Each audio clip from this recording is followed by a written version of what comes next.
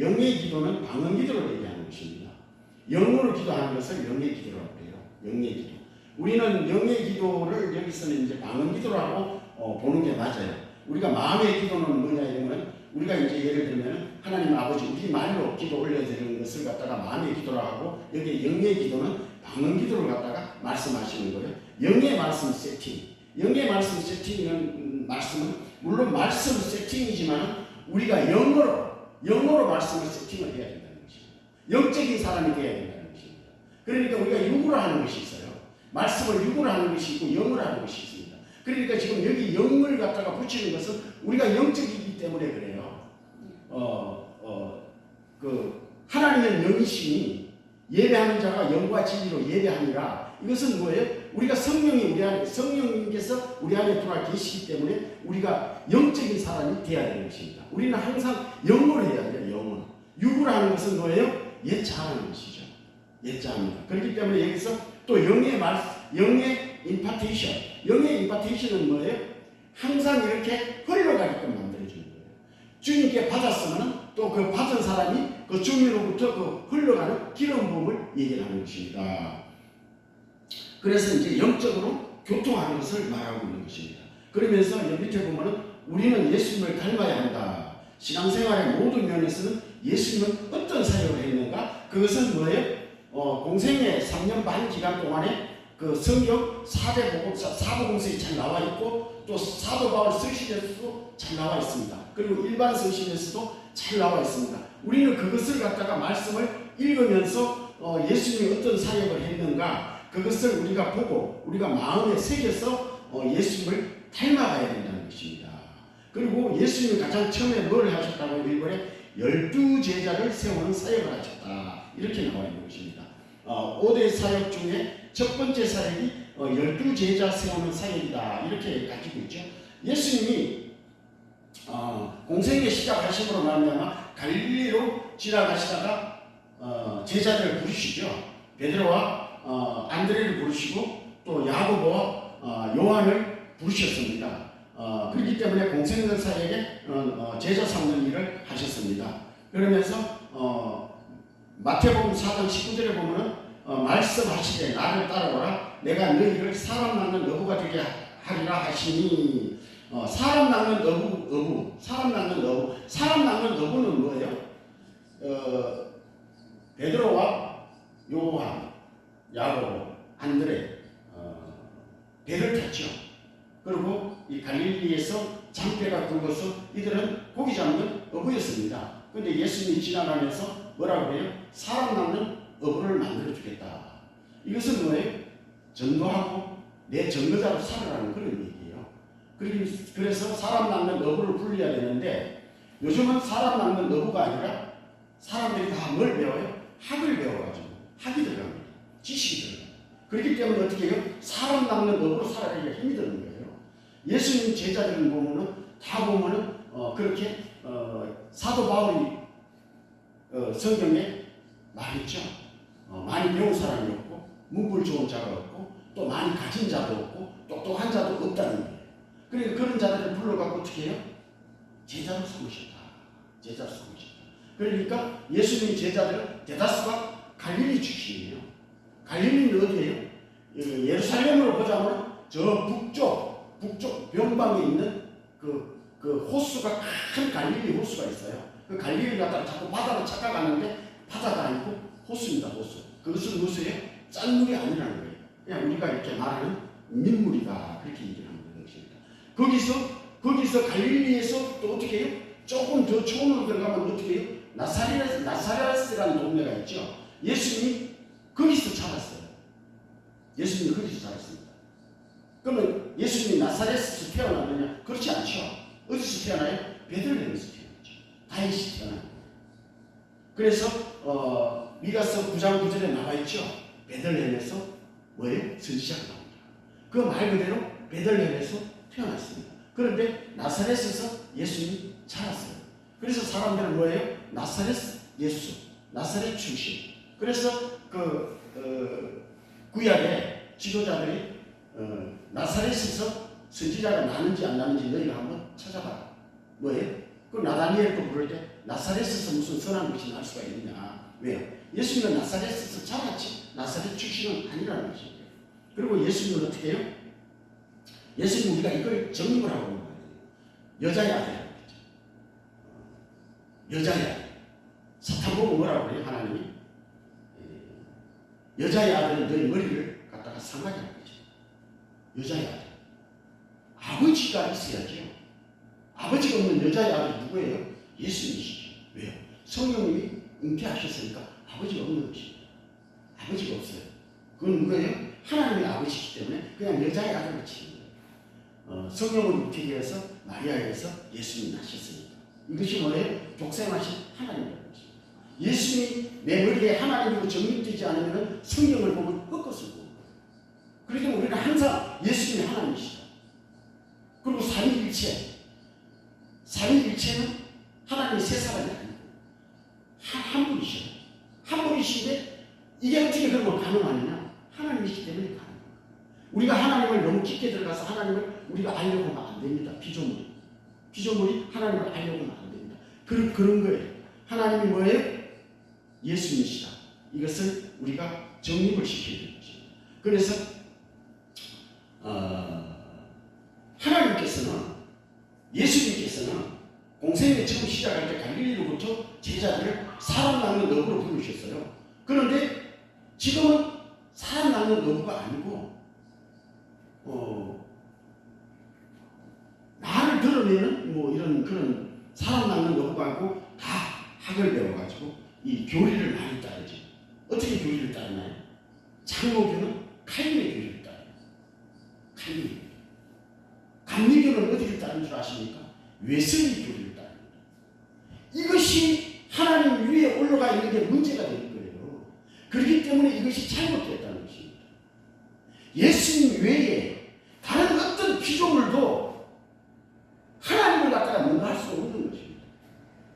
그래서 그 교리를 갖다가 위에다가 올려놓는 거죠. 이 교리는 예수님이 주신 것이 아니에요. 인간이 만든 것입니다. 그래서 예수님이 서기관과 바리새인들한테 뭐라고 했습니까? 너희들이 장로와 사람의 교리를 하나님을 헛되이 경배한다는 거예요. 이 잘못됐다는 것입니다. 잘못됐다는 거예요. 안식이 트집을 잡죠. 사람의 교리라는 것입니다. 안식이 사람을 위해서 있는 것이지 사람이 안식을 위해 있는 것이 아니라는 것입니다. 그렇기 때문에 여기서 사람 낳는 어부로 불렀다. 이것도 잘 우리 머리에 정립이 돼야 돼요. 정립이 돼야 되는 것입니다. 표적과 이적을 행하신 목적도 여기에 있습니다. 먼저 예수님이 하나님이심을 믿어야 구원받기 때문에 초자연적인 표적을 우리가 믿어야 할 것입니다. 그리고 마가복음 4장 23절에 예수께서 온 갈릴리로 둘이 다니사 그들의 예당에서 첫째 가르치시며 두 번째 천국 복음 전파하시며 셋째 백성 중에 병과 모든 약한 것을 고치시니 거기다가 제자 삼는 일과 또 기도하는 일 이것이 합쳐져가지고 5대살이라고 하는 것입니다. 예수께서 12제자를 부르사 더러운 귀신을 쫓아내시며 모든 병과 모든 약한 것을 고치는 권능을 주십니다. 예. 마가복음 28장 19절 그러므로 너희는 가서 모든 민족을 제자를 삼아 모든 민족을 제자를 삼으면 너희는 가서 모든 민족을 제자를 삼아 아버지와 아들과 성령의 이름으로 세례를 베풀고 이렇게 지금 말씀하는 것이 어디요?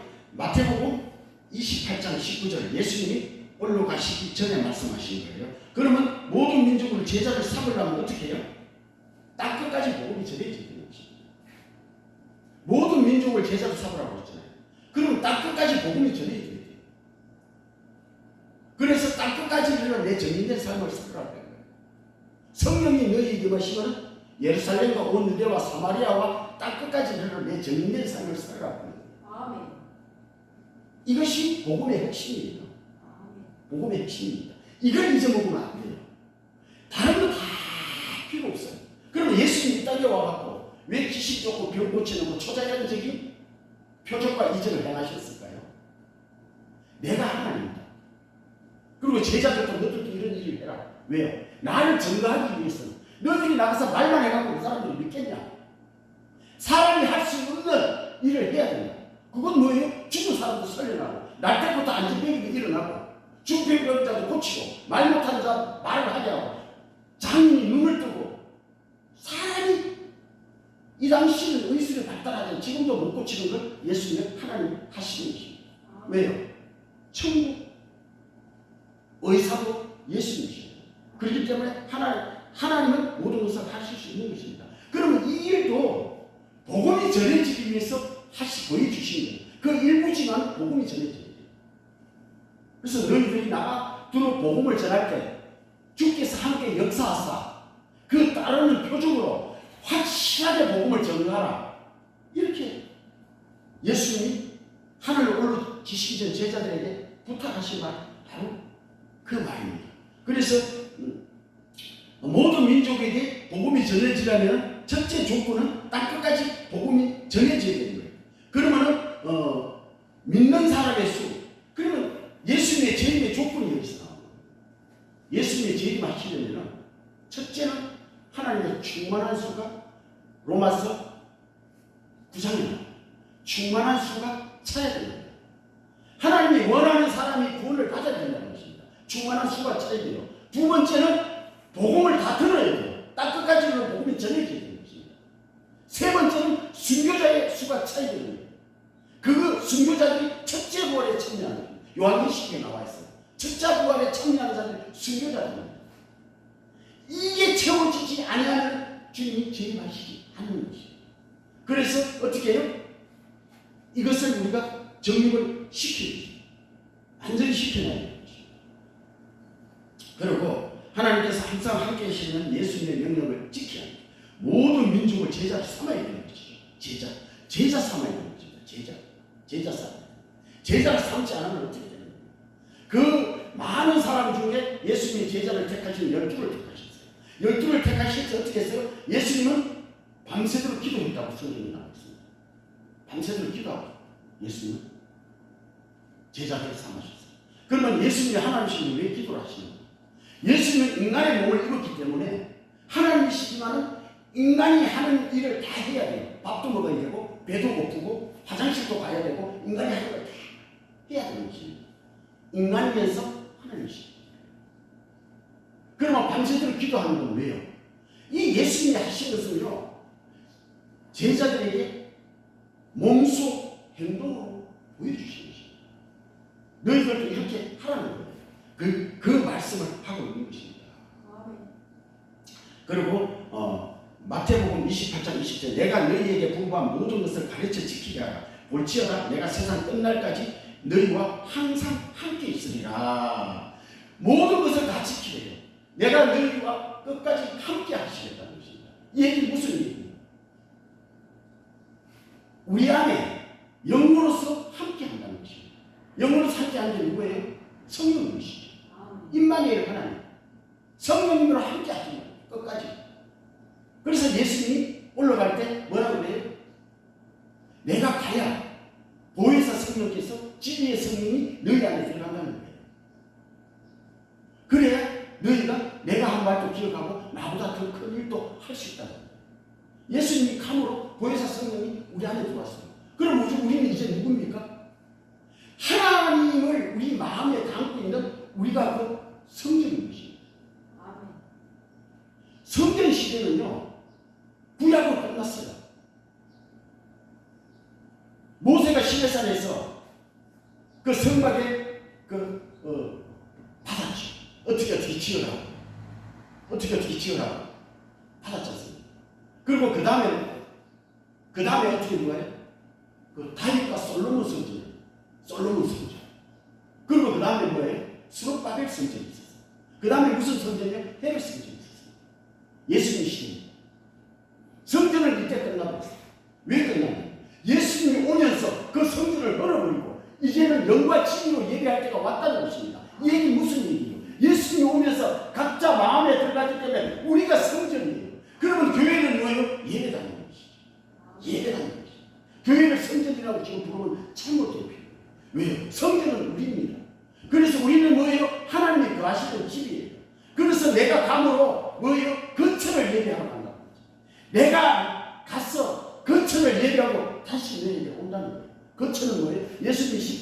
없으면 성령님께서 우리 안에 들어오면 우리가 끝이가 되는 것입니다. 그래서 내 아버지 집에 그할 곳이 많다는 것입니다.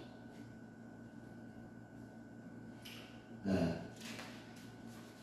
잠깐 빨리 나가도록 하겠습니다.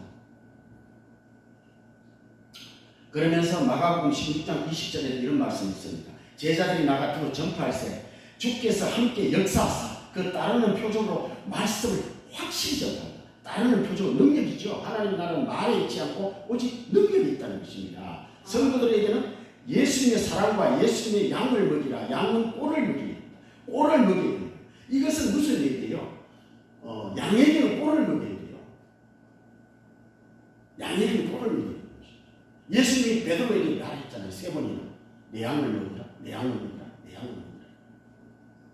근데 요즘은 뭘 먹이냐? 정치 먹이면 안 되고요. 건강이나 사회 이 지식을 먹이면 안 돼요. 그거는 세상 사람들이 우리보다 더 잘 알아요. 그럼 우리 교회에서는 뭘 먹여야 돼요? 예수님 말씀을 먹여야 돼요. 이게 꼴이에요. 양들에게 먹이는 꼴. 그런데 다른 걸 갖다 다른 지식을 먹이면 양에게 고기를 먹이면 광우병입니다. 유지자가 변해야 돼요. 유지자가 변하면 어떻게 돼요? 예수님의 제자가 예수님을 믿는 사람이 될 수가 없다는 것입니다. 그래서 교회는 뭐예요? 교회는 교회다. 교회가 교회답지 못할 때요. 세상 사람들이 무시하는 것입니다. 교회가 세상으로 들어가면 안 돼요. 교회는 지금까지 살아오면서 초대교회요. 핍박받아도요. 세상한테 지지 않았습니다. 왜요? 사람이 많아서 그럴까요? 아니에요. 그들은 목숨을 두려워하지 않고 오직 주님을 믿었기 때문에. 그건 왜요? 예수님을 본 자들이에요. 성령이 함께한 자들이에요.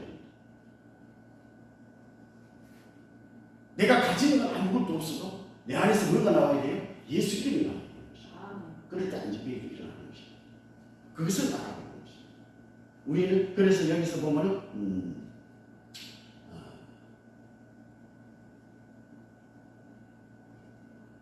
밑에 내려보면 요한복음 15장 16절에 보면 너희가 나를 택할 것이 아니요 내가 너희를 택하여 세운다니 이는 너희로 가서 열매 맺게 하고 또 너희 열매가 항상 있게 하여 내 이름으로 아버지께 무엇이든지 구하든지 다 받게 하려 합니다.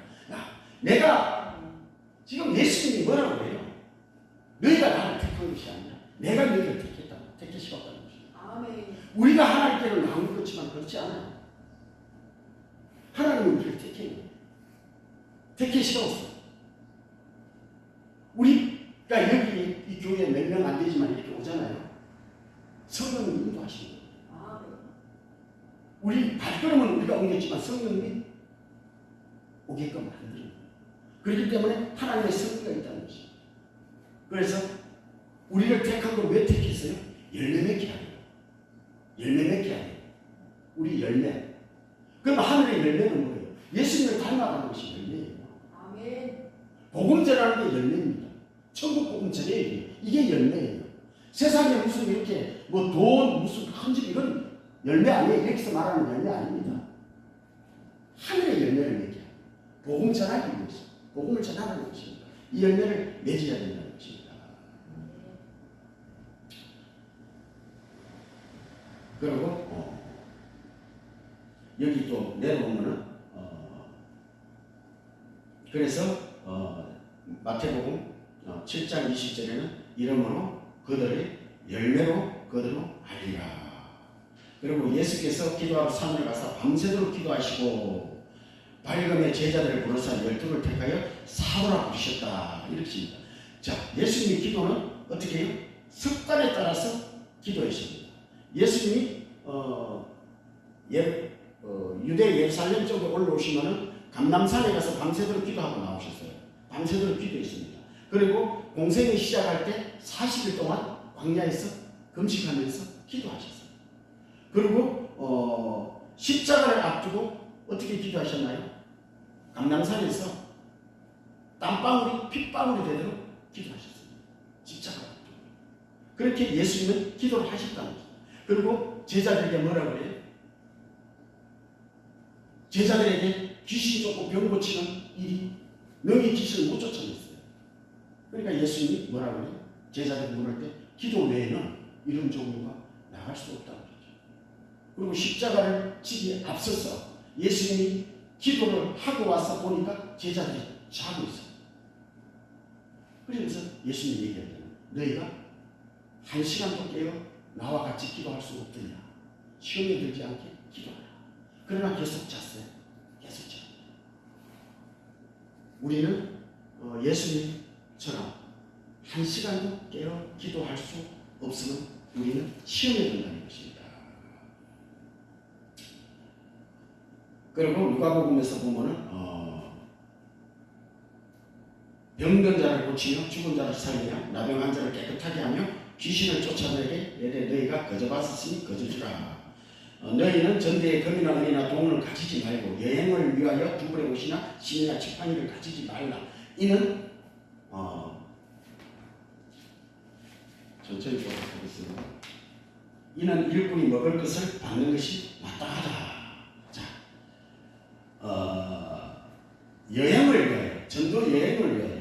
지금은 뭐 차비도 가지고 무슨 뭐 가방 배낭 안에다 음식도 넣고 김밥도 넣고 뭐 맛있는 거 가서 먹을 거 다 넣잖아요. 그런데 예수님이 제자들 갖다가 전도 여행을 보낼 때요, 두 벌의 옷도 가지지 말고 배낭도 가지지 말고 어떻게 해요? 그냥 신은 신, 입은 뭐 아무것도 가지지 말고 그냥. 그래서 뭐라고 그래요? 일꾼이 자기 먹을 것을 받는 것입니다. 이 얘기 무슨 얘기예요? 예수 이름만 가지고 가요. 예수 이름만 가지고 가요. 너희들 여행 가는데 먹을 거 잠깐 가지고 가면 예수 이름이 없어집니다. 너희들이 배가 고파야 간절하게 예수 이름으로 할 때 귀신이 쫓아나요.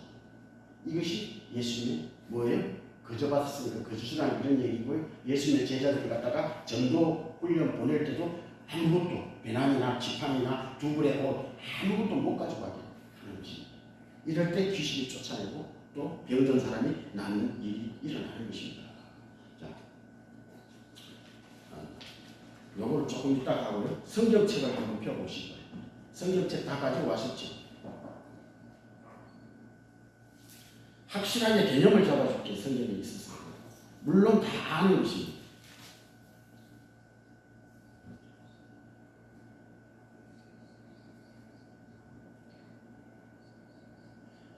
사도행전 1장 성경에 있습니까? 사도행전 1장 이게 개념이 잡혀야 우리가 믿음에서 확실하게 어떻게 가는 걸 아는 것입니다. 이 교회는 지식을 묻는 게 아니에요. 하나님 말씀을 묻는 것입니다. 그런데 교회 가갖고 지식만 잔뜩 먹고 나와가지고 은혜 받았습니다. 무슨 은혜를 받아요? 바깥에 나가면 바르기 좀 있는데. 자, 한 가지 더 나와야 됩니다. 사도행전 1장을 봅시다. 1장 3절을 봐보시죠. 1장 3절 제가 읽겠습니다. 그가 고난을 받으신 후에 또한 그들에게 확실한 많은 증거로 신이 살아계심을 나타내사 40일 동안 그들에게 보이시며 하나님의 나라의 일을 말씀하시니라. 사도와 함께 모여서 그들에게 분부하여 이르시되 예루살렘을 떠나지 말고 내게서 들은 바 아버지께서 약속하신 것을 기다리라.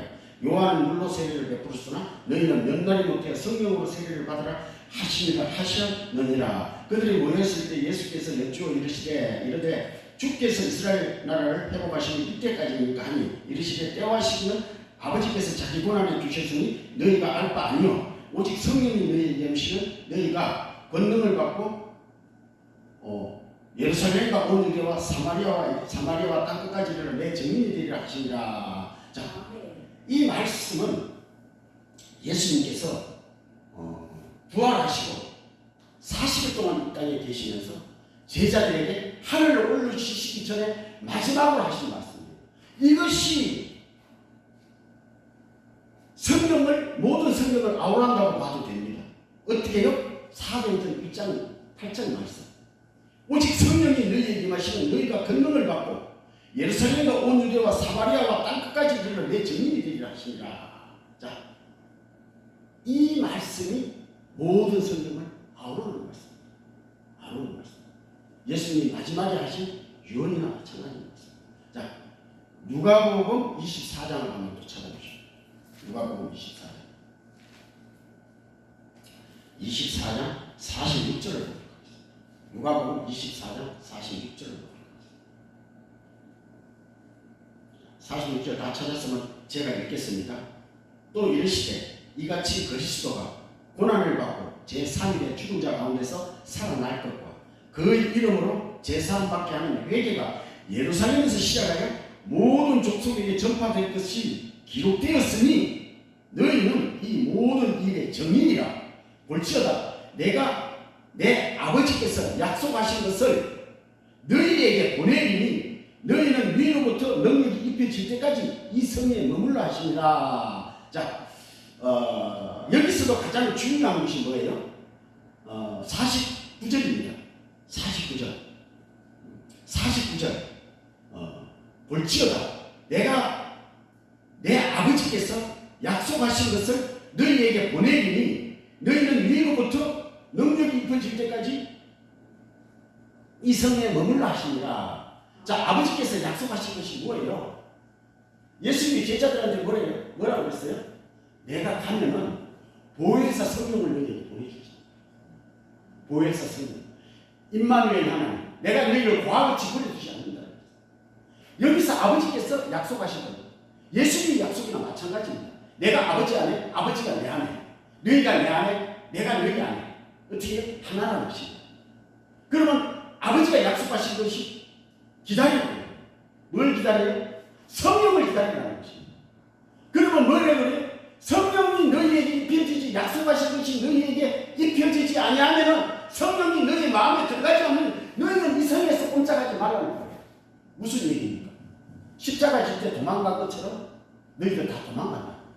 족장이기 때문에 너희는 겁만 줘도 도망간다고. 고기나 잡았기 때문에 너희는 아무것도 모른다는 거예요. 지금까지 내가 3년 반 동안 너희를 가르쳤지만 너희는 아무것도 이해하지 못한다는 것입니다. 보혜사 성령이 너희에게 가야 내가 말한 것을 기억하고 너희가 나보다 더 큰 일도 할 수 있다. 자, 이걸 기다리라는 것입니다. 이걸 기다려야 돼요. 그러면서 오늘 본문 사도행전 1장으로 보고 있습니다. 자, 이 누가가 기록했어요. 누가가 하나님의 감동을 기록합니다. 사도행전도 누가입니다. 같은 저자입니다. 자, 사도행전 다시 1장으로 보겠습니다.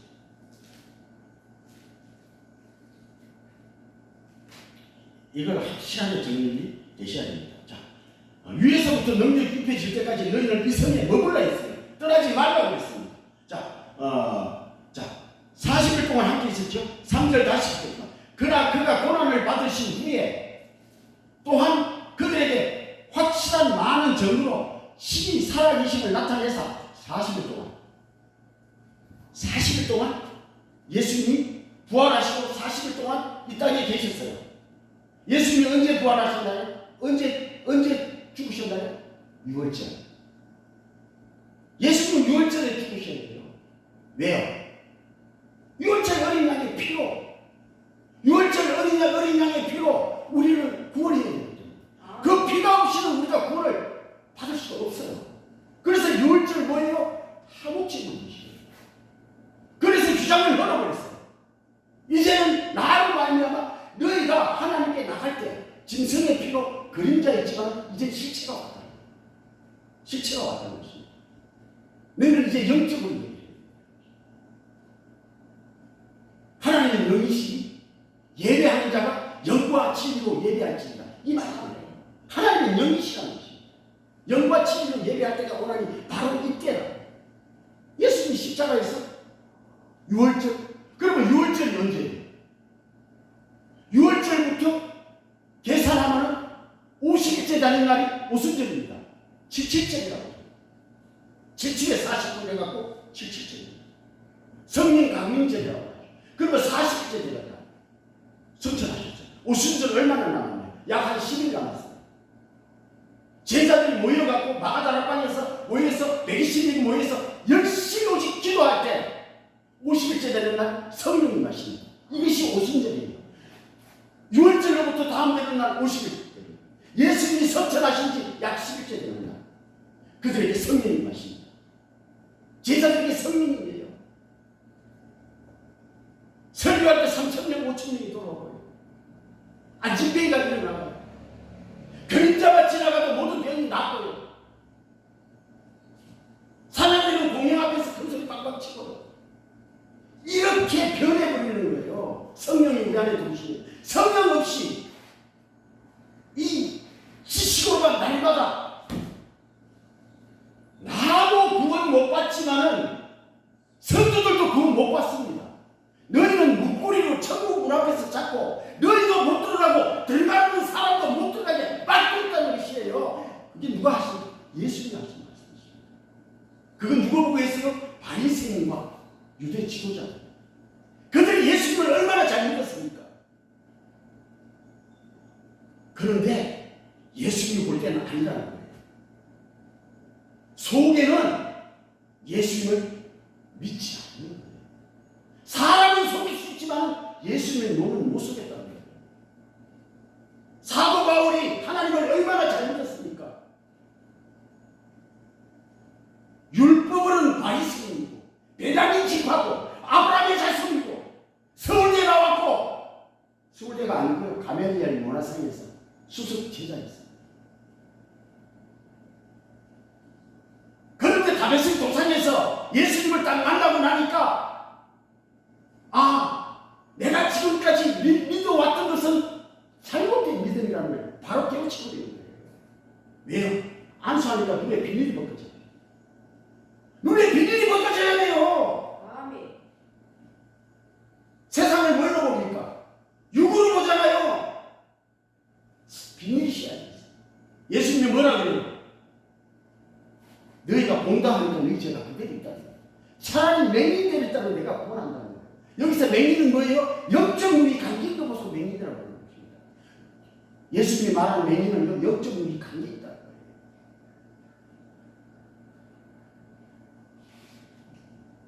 예수님을 못 본 사람은 예수님이 없다고 해요. 영안을 열어보십시오. 예수님 옆에 항상 함께 계십니다. 영안의 문을 열어야 되는 것이죠. 영어를 함께 하는 것입니다. 이런 복음을 가졌어요. 이렇게 우리가 복음으로 치기를 해야 돼요.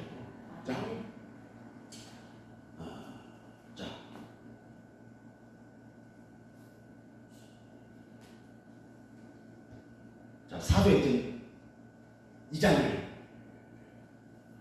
1절을 보도록 하겠습니다. 제가 조금 전에 얘기했던 것입니다. 오순절 날이 이르매 그들이 다 한 곳에 모였더니 호련히 하늘로부터 급하고 강한 바람 같은 소리가 있어 그들이 앉은 온 집에 가득하며 마치 불의 흙처럼 갈라지는 것들이 그들에게 보여 각 사람이 하나씩 맞으니 그들이 다 성령 충만함을 받고 성령의 말하심에 따라 다른 언어로 말하기를 시작하니라. 자, 오순절날 이 오순절날이라는 것은요 예수님이 40일째 성천하시고 이들이 오직 마가다락방에서 120년이 오직 기도에 힘썼어요. 그런데 오순절날은 6월절 다음 50일째 되는 날이에요. 그게 오순절이에요. 50일째 되는 날. 7절이라고 해요. 이때가 성령이 강림했다고 성령 강림자라고 합니다. 이때 이랬어요. 그러니까 제자들이 어떻게 해요? 예수님이 성천하고 위에서 약속하신 걸 이 성에 머물면서 기도하고 기다리고 있을 때 약 10일째 되는 날 성령을 받은 거예요. 이렇게 계산하면 되는 것입니다. 이렇게 계산하면 성령을 받은 것입니다. 그러니까 어떻게 해요? 성령을 받으니까 방언이 터져나오는 것입니다. 여기 이 사도행전 2장에 나오는 방언은요 고린도전서 14장에 나오는 방언과는 약간 달라요. 언어가. 여기는 언어 방언입니다. 베드로가 지금 현재 아람어를 했던가 갈릴리어를 했던가 사투리를 썼던가 지금 설교를 하고 있습니다. 그런데 전국에서 온 사람들이 자기 나라 언어로 알아듣는 성령의 역사심이 나타나는 거예요. 성령의 역사심이 나타나죠. 자, 성령이 임하는 과정을 몇 구절만 여기서 더 살펴보고 넘어가도록 하겠습니다. 사도행전 8장을 사도행전 8장.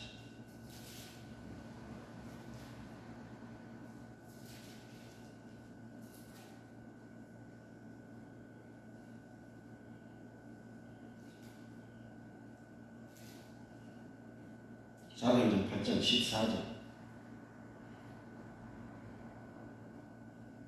자, 아니 4절부터 좀 길지만 천천히 따라오시기 바랍니다. 8장 4절부터 제가 읽도록 하겠습니다. 그 흩어진 사람들이 두루다니며 복음을 전할세 빌립이 사마리아 성에 내려가 그리스도를 백성에게 전파하니 무리가 빌립의 말도 듣고 행하는 표적도 듣고 한 마음으로 그가 하는 말을 따르더라. 많은 사람에게 붙었던 더러운 귀신이 크게 소리를 지르며 나가고 또 많은 중풍병자와 못 걷는 사람이 나오니 그 성에 큰 기쁨이 있더라. 자, 이 사마리아 성에 지금 내려가서 병 고치고 귀신 쫓아내고 중풍병자 고치기 누구예요? 빌립 집사예요. 7 집사를 뽑았어요. 이 중에 스데반 집사와 빌립 집사, 나머지는 이름이 잘 안 나옵니다. 7 집사, 빌립 집사가 지금 사마리아 성에 내려가 복음을 전해요. 복음을 전하는데 모든 그 다른 표적으로 말미암아 뭐예요? 성령님이 함께 하시니까 모든 표적과 기사가 일어나는 거예요. 그래서 그 성에 뭐예요? 모든 병이 다 나으니까 그 성에 큰 기쁨이 있다는 거죠. 이 소문이 어디에 들려요? 예루살렘까지 소문이 들어갑니다. 자, 더 보도록 하겠습니다. 자, 14절을 봅시다.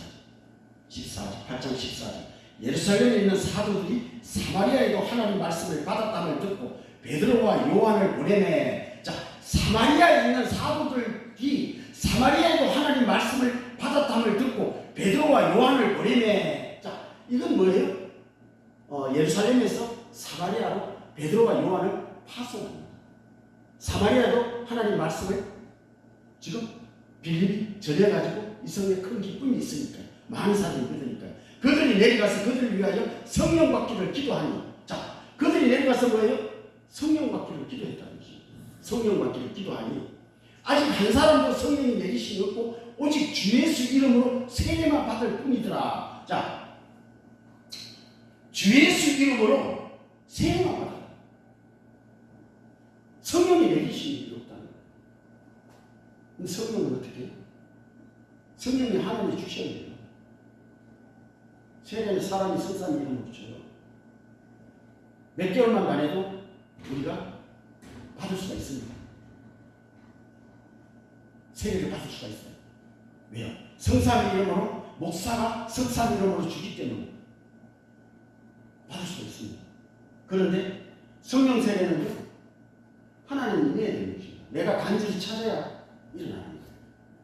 그렇기 때문에 이들은 뭐예요? 병 고치고 물 세례는 예수 이름으로 세례는 받았지만 성령이 아직까지 한 사람도 내리심이 없다. 그렇게 얘기하는 것입니다.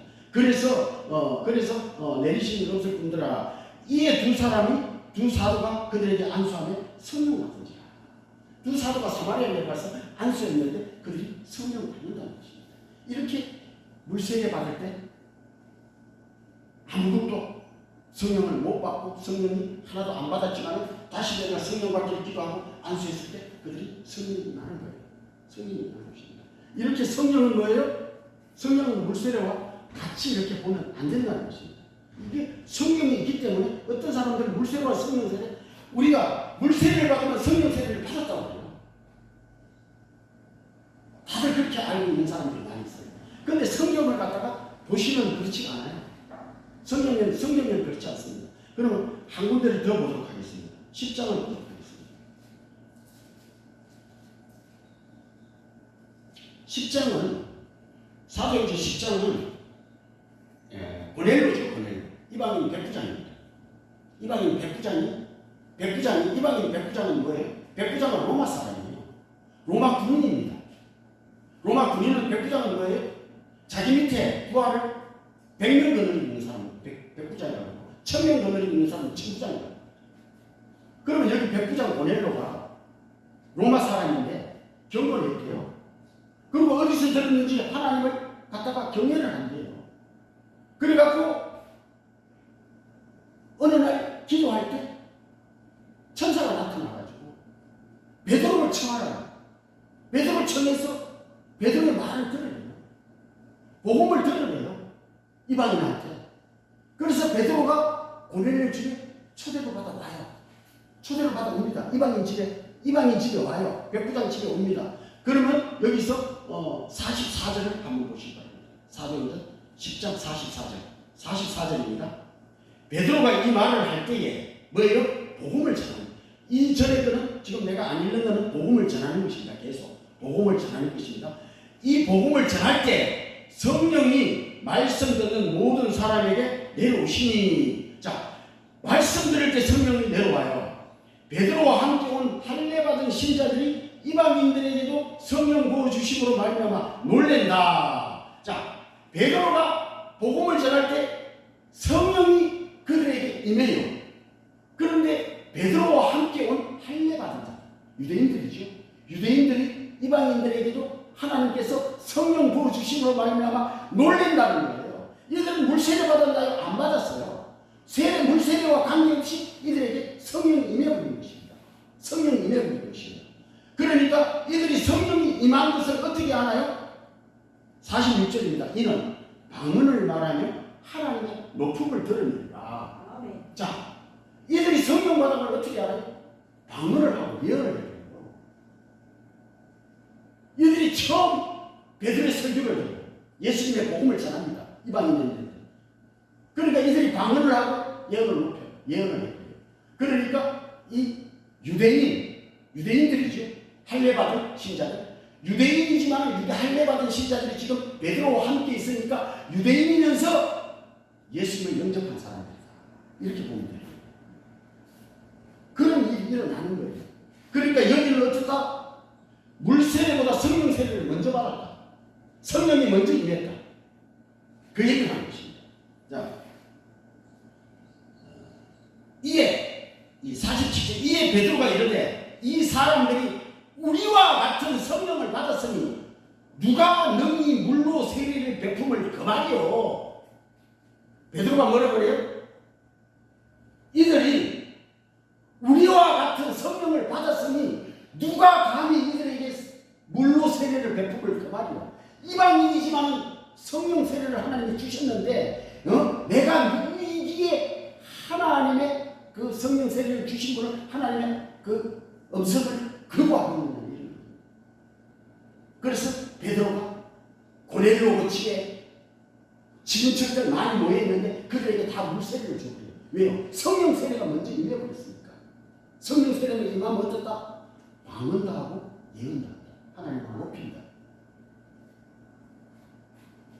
그럼 방언을 못하는 사람은 어떻게 될까요? 영적으로 깨어나지 못한 사람이 방언을 못하는 것이죠. 그러면 교회 목사님들이 방언에 대해서 뭐 옛날 2000년들이 끝났다? 아니에요. 절대 그런 거 아닙니다. 그건 성경을 부정하는 거예요. 고린도서 14장을 갖다가 잘못 풀어갖고 이 봐라 여러분이 방언보다 낫지 않느냐. 그건 그렇게 말하는 게 아니에요. 많은 사람들 앞에서 못 알아듣는데 우리 아버지 생활이 가라가라 하는 거예요. 식사 자리에서 자기가 박사라고 해갖고 장로님 일어나 기도 좀 하면 식사 기도 해주시오. 그러니까 하나님 아버지 감사합니다. 우리 아버지 생활이 하면 식구를 집들이 가면 하면은 그건 아웃이지. 그럴 때 방언 기도 한다는 것이 사람들이 다 알아듣는 거예요. 그래서 방언을 갖다가 그 말을 한 건데 잘못 풀어가지고 방언을 갖다가 방언을 말한 자는 하나님께 하나님 영어로 비밀을 말하며 자기도 모르고 오직 하나님만 아신다. 사람에게 하지 않는다. 우리는 이걸 갖다가 영식을 해야 되는 것입니다. 그리고 한 군데만 더 찾아보도록 하겠습니다. 사도행전 19장을 보자. 사도행전 19장.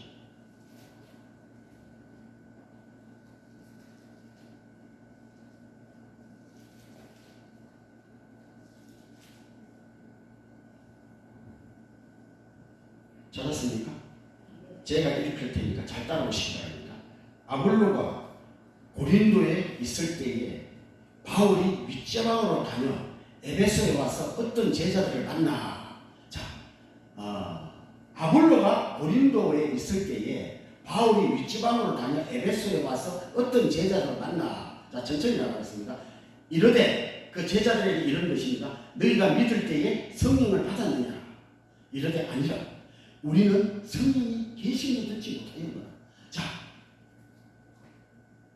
에베소의 제자들, 하나님 믿는 사람들, 있는 사람들 바울이 와가지고 그 제자들에게 뭐라고 그래요? 너희가 믿을 때에 성령 받았냐? 물어봐요. 아니라 우리는 성령이 계신 것도 알지, 성령이 있는 것도 알지 못했다는 거예요. 자, 3절을 보겠습니다. 바울이 이르되 그러면 너희가 무슨 세례를 받았느냐? 대답하되 요한의 세례. 너희가 믿을 때 무슨 세례를 받았습니까? 요한의 세례를 받았습니다. 여기서 지금 요한의 세례는 어떤 세례예요? 세례 요한. 요단강에서 세례를 베풀었지 않습니까? 그러다가 헤로데에게 목베이 죽었지 않습니까? 이 요한의 이름으로 세례를 받았다는 거예요. 그러니까 이들이 뭘 알아요? 요한의 세례만 알아요. 왜 요한의 세례만 할까요? 이 에베소에 목회자가 누구였을까요? 아볼로입니다. 아볼로. 이걸 안 가르치니까 모르는 거예요. 자, 좀 더 보도록 하겠습니다. 요한의 세례 4절입니다. 바울이 이르되 요한이 회개의 세례를 베풀며 백성에게 말하되 내 뒤에 오시느니라 믿으라 하였으니 이는 곧 예수라 하거늘. 요한의 세례를 왜 받았느냐? 요한이 요단강에서 회개의 세례를 베풀면서 내 뒤에 오는 이를 믿으라. 나는 그리스도가 아니다. 내 뒤에 오는 이가 그리스도다. 나는 그의 신발끈을 들기도 감당하지 못한다. 이렇게 지금 그러면서 그게 누구예요? 예수입니다. 예수입니다. 그들이 듣고 주 예수 이름으로 세례를 받으니 바울이 그들에게 안수하며 성령이 그들에게 임하심으로 방언도 하고 예언도 하니. 자, 에베소 성도들이 요한의 세례만 알고 있는데 예수를 복음을 지금 여기서 간단하게 나왔지만 예수의 복음을 많이 전했을 것입니다. 다 적지가 않았어요. 많이 전했을 것입니다. 다 전하고 예수님을 확실히 전하고 나가고 예수 이름으로 세례를 베푸니까 이들이 세례와 동시에 성령을 받아버립니다. 성령을 받으니까 어떻게 해요? 이들 입에서 방언이 터져버려요. 예언도 해버립니다. 이렇게 성령을 받아버립니다. 그럼 에베소 교회는 도대체 목회자가 누구였기에 요한의 세례만 알고 있을까요? 자, 사도행전 18장 24절. 사도행전 18장 24절. 자, 찾았습니까? 제가 읽도록 하겠습니다. 알렉산드리아에서 난 아볼로라는 유대인이 에베소에 이르니 이는 이 사람은 언변이 좋고 성경에 능통한 자라. 자, 성경에 능통했다. 아볼로가 언변이 좋고 성경에 능통했다. 이게 무슨 얘기입니까? 유대인이라는 것입니다. 유대인인데 예수님을 받아들이는 거예요. 아볼로. 그러면은 유대인 알렉산드리아에서 낳지만은 자기 부모가 유대인이라는 거예요. 자기 부모가. 그러면서 언변이 좋고 성경이 능통한지라. 여기서 성경이라는 것은 이 신약 성경에 성경이 나오는 것은 구약 성경을 이야기하는 것입니다. 신약 성경은 아니에요. 신약 성경은 이 당시에 정립이 아직 안 됐어요. 그렇기 때문에 신약 성경이 사람들이 읽을 만큼 돌아다니지 않았습니다. 이 당시 그러면 예수님 말을 들으려면 누구에게 들어야 된다? 사도들에게 들어야 된다. 사도들에게 직접 만나서 들어야 된다. 예수님 말씀. 신약 성경이 없었어요.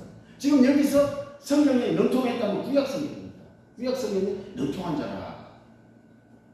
그런데 25절입니다. 그가 일찍 귀에 도를 배워 열심으로 예수에 관한 것을 자세히 말하며 가르치나 뭐만 난다?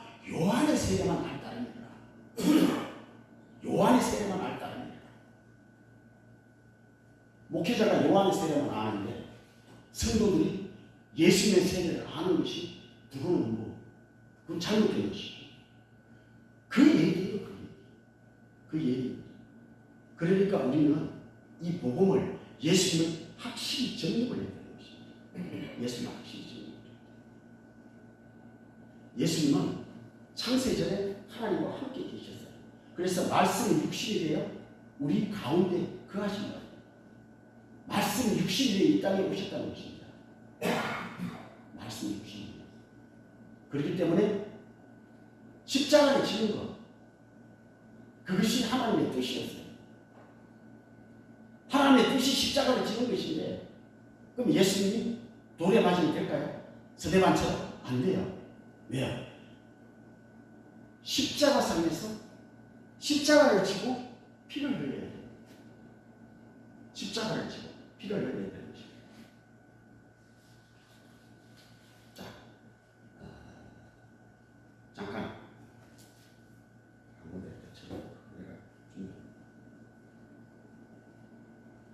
자, 갈라디아서 3장 13절을 한번 찾아볼게요.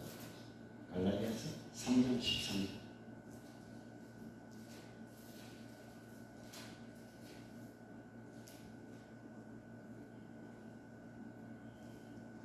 찾았습니까? 갈라디아서 3장 13절.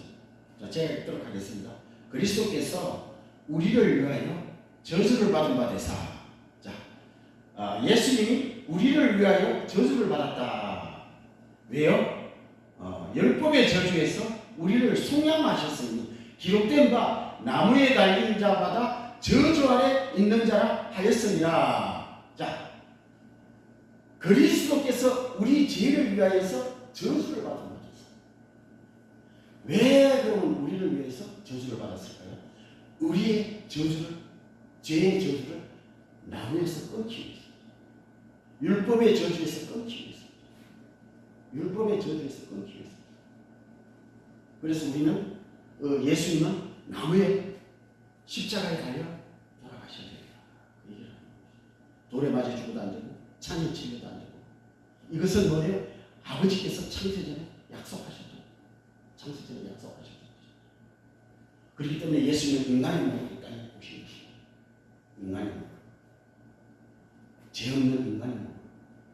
예수님이 너희를 높이기 위해서 부한자지만, 원래 하나님이시지만 부한자지만 낮게 되시면서 너희를 갖다가 부요하게, 너희를 부요하게. 그래서 예수님은 낮은 곳으로 오셨어요. 남의 동네, 남의 마구간에서, 남의 구유에서, 거기서 남의 집에서, 베들레헴 마구간에서 남의 집에서 태어났어요. 예수님은 3년 반 동안 새들도 둥지가 있고 모든 사람이 다 집이 있지만 인자는 물이 둥지고. 이 얘기 무슨 얘기예요? 그건 잠살입니다. 예수님은 그걸 낮게 그 모습을 보이셨어요. 그리고 결과적으로 어떻게 해요? 십자가를 지는 데까지 오신 것입니다. 이것이 뭐예요? 아버지의 뜻입니다. 아버지의 뜻입니다. 내 원대로 마옵시고 아버지 원대로 되기를 원하나이다. 이 잔을 내게서 옮길 수 있거든 옮겨 주시옵소서. 그러나 나 원대로 마시고 아버지 원대로 되기를 원하나이다. 이렇게 하는 것입니다. 곧 아버지가 곧 예수님이시라는 것입니다. 아버지. 왜 아버지라는 거예요? 아들이 있으니까 아버지죠. 아들 없는 아버지는 없어요. 그래서 하나님 보고 예수님 아버지라고 해요. 내가 아들이기 때문에 아버지라고 해요. 어떻게 해요? 나이가 남자가 70, 80 먹는다 아버지 되나요? 아들 없으면 아버지가 안 되죠. 그 얘기를 하고 있는 것입니다. 그래서 하나님은 본자가 없어요. 구약에는 하나님을 본 것이 아니에요. 천사를 본 것입니다. 하나님의 사자를 본 것입니다. 그런데 다들 사람들은 하나님을 봤다는 이야기예요. 그 잘못되는 거예요. 하나님 본 자는 없습니다. 뭐예요? 예수님이 뭐라고 해요? 나를 본 자가 아버지입니다. 원래 하나님을 본 사람이 없으되 하나님의 품속에서 독생하신 하나님이 나타내시는 거예요. 자, 모세가 하나님을 보았다고요? 출애굽기, 먼저 찾아봅니다. 출애굽기 33장을 찾아봅니다. 출애굽기 33장.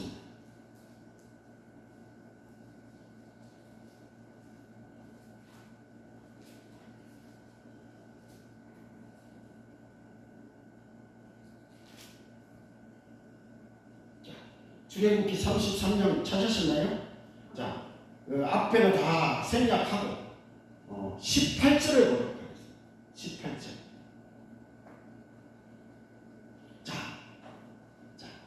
이 32, 33, 34 넘어오면서 이 출애굽 과정을 잘 아시죠?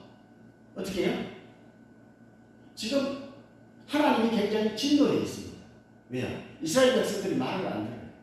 첫 번째 모세가 십계명을 받으러 율법을 받으러 산에 올라갔을 때 이들은 뭐예요? 송아지를 만들었었죠.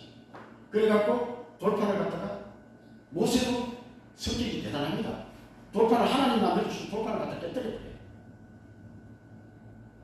모세가 하나님 온유하다고 해요. 근데 모세도 성격이 대단합니다. 깨뜨려요. 그리고 나중에 하나님께서 이 백성 죄를 용서해달라. 이 백성 죄를 용서해달라. 내 이름이 생명책에 지워지더라도 좋으니까 이 백성만큼은 용서해주라. 하나님을 설득하지. 근데 하나님은 그 설득이 넘어가요. 그러나 그때 금송아지 만드는 죄로 3,000명이 죽어요. 그리고 이후에 죽어와요. 그러니까 오늘 18장까지 33장 18절에 보면 모세가 이러되 원하건대 주의 영광을 내게 보이소서. 주의 영광을 좀 보여달라는 것입니다. 주는 숨어서 뭐 나타나지도 않고 주의 영광을 주의 얼굴을 보여달라고. 주의 영광을 보여주소서. 여호와께서 이르시되 내가 내 모든 선한 것을 내 앞으로 지나가게 하고 여호와의 이름이 내 앞에 선포하리라. 나는 은혜 베풀 자에게 은혜를 베풀고 긍휼히 여길 자에게 긍휼을 베푸느니라. 또 이르시되 내 얼굴을 보지 못하리니 나를 보고 살 자가 없습니다. 자, 이 구절을 잘 아시고 이 구절뿐 아니에요. 여기서 하나님의 사자라는 것은 나타나면요 한 10개 이상 되는 구역에서 내가 찾아낼 수 있습니다. 하나님의 사자가 나타나는 것입니다. 이건 무슨 일입니까? 왕이 조선시대도 왕이 직접 가서 뭐 중전 이시 영의정 자의정 가갖고 사역을 받으라 했는데 전령이 가요.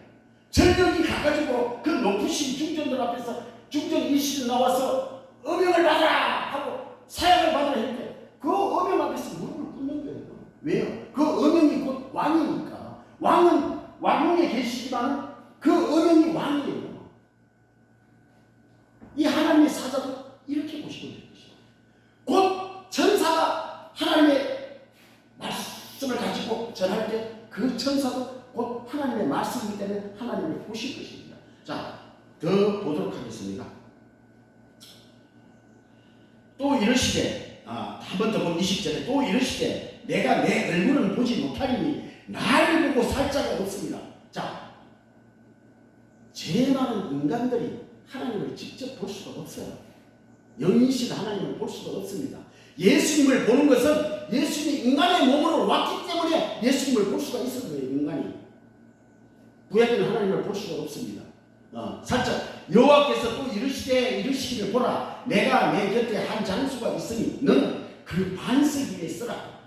내 영광이 지나갈 때에 내가 너를 반석대에 두고 내가 지나가도록 내 손으로 너를 덮었다가 손을 거두리니 너는 내가 내 등은 볼 것이요 얼굴은 보지 못하리라. 그래요.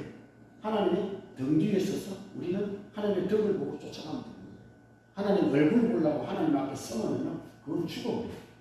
하나님 얼굴 보려면 하나님 앞에 서야 돼요. 지혜 많은 인간이 하나님 앞에 섰다면 바로 광채로 말합니다. 죽어버립니다. 이걸 아셔야 됩니다. 나를 본 자가 아버지를 봐. 예수님이 아십니다. 빌림이 그렇죠. 아버지를 우리에게 보여주면 족하겠느냐.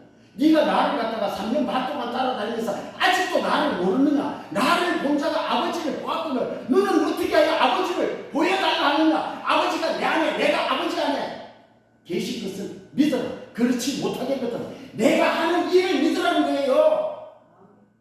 하나님이 아니면은, 내 안에 하나님이 안 계시면은 내가 죽은 자 나사로 죽은 지 나흘 돼가고 썩은 냄새가 다 썩은 사람을 살리겠느냐는 얘기예요. 하나님은 하시다는 거죠. 하나님이 하시는 거죠. 우리가 이것을 믿으라는 거죠. 그렇기 때문에 이 성경에 비밀이 많이 숨겨져 있습니다. 그런데 이것을 성도들이 알아야 하나님을 온전히 믿고 하나님 나라에 갈 수가 있는 거예요. 이걸 모르고 그냥 뭐 남의 감정을 덧났다든가 아니면 뭐 예화 쭉 한다든가 성경 한 구절 읽어놔놓고 뭐 3, 40분 뭘 들을지도 몰라. 그런데 은혜 받았대? 이거는 사람을 변화시킬 수 없어요. 세상에 아무리 좋은 책이라든가 아무리 좋은 말이라도 사람을 변화시킬 수 없어요. 사람 변화시키는 하나님 말씀만 있습니다. 왜요? 이 말씀은 살아있기 때문에. 살아 활력이기 때문에. 관절과 고수를 찔러 쪼개기 때문에. 이 말씀이 우리 안에 들어와야 모든 귀신도 쫓아내고 암병도 치유되는 거예요. 왜요? 좌우의 날성 검 같은 말씀에 검이 들어가서 그 암병을 도려내는 것입니다. 살아있는 하나님 말씀이 들어가는 거예요. 그래야 모든 사람이 변하는 것입니다. 사람이 변하려면요 예수님의 말씀밖에 없어요. 그래서 예수님은 뭐라고 하십니까? 율법의 완성은 사랑이다.